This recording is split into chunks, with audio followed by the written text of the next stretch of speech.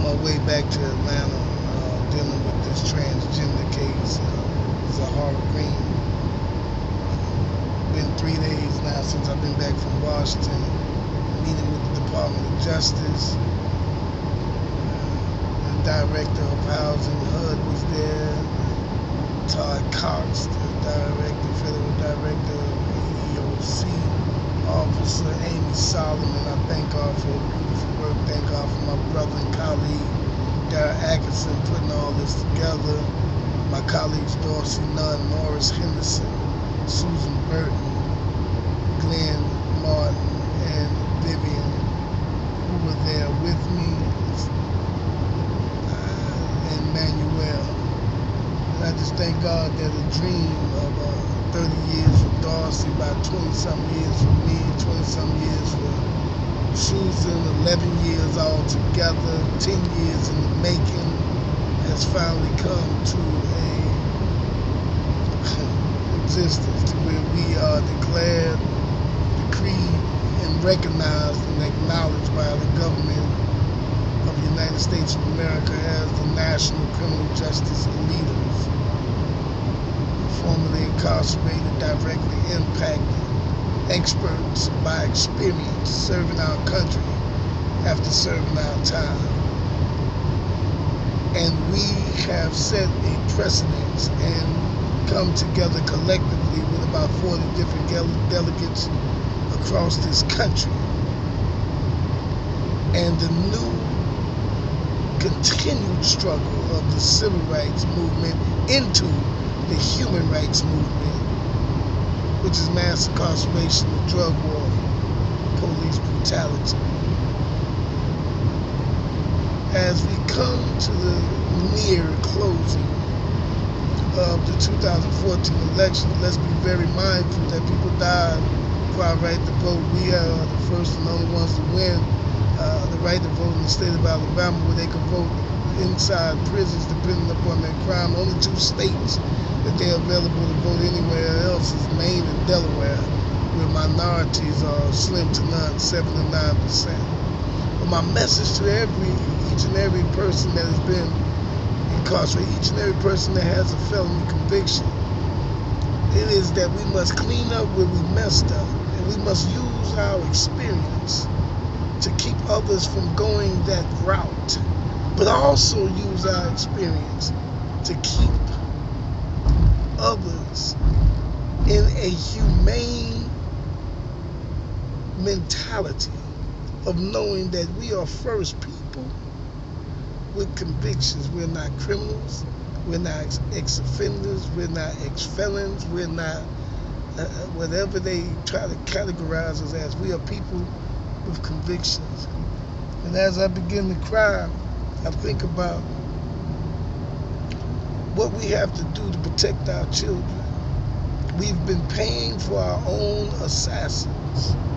And as I went to the Department of Justice, I got contact and connections so that whatever corruption have existed in this 11th district of Georgia, Florida, and Alabama, that keeps the Department of Justice from coming down here and seeing the corruption that exists. Cameron Massey, Emerson Creighton, Alexander City, Patrick Humphrey, Helen, Alabama, Christopher Thomas,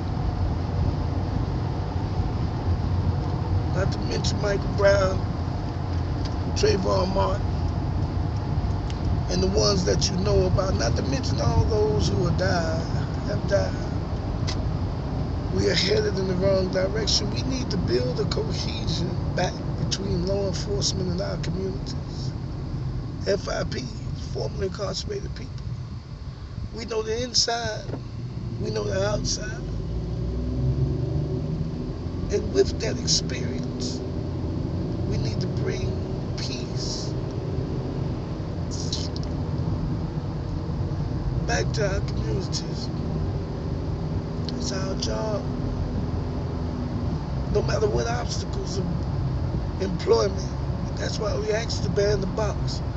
No matter what obstacles of housing that they try to place before certain places we can't live, no matter what obstacles of education. No matter what obstacles and voting, we are the ones that God has declared this day to bring peace back to rejected stories. The ones who they consider the last, the least. It's our job as the warriors of the last frontier to bring this country back together as one. Formerly incarcerated and convicted people, prodigal children. We are people. And we must make sure that everyone recognizes us, treat us, and acknowledge us as people. We have made mistakes, because according to the Word of God, we all have. And our constitutional rights must be upheld by us, who they consider to be the ones that broke the law. A judge in Montgomery, Troy, Massey, a few weeks ago, declared 7 of us, me, Rose Sanders, Augustus Towns, Andy Perry Avery, Reverend Fred Hammond, Unitarian Church, young lady that went to jail with us for standing up for Medicare here in Alabama. He set us free and acquitted us and declared us not guilty on 3 different aspects. One was our honest belief. We believed in what we was doing.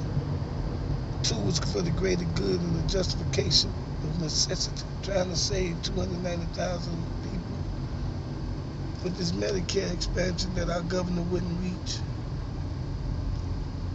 And 3 was for our constitutional rights. We must band together. We must stand together. It is time.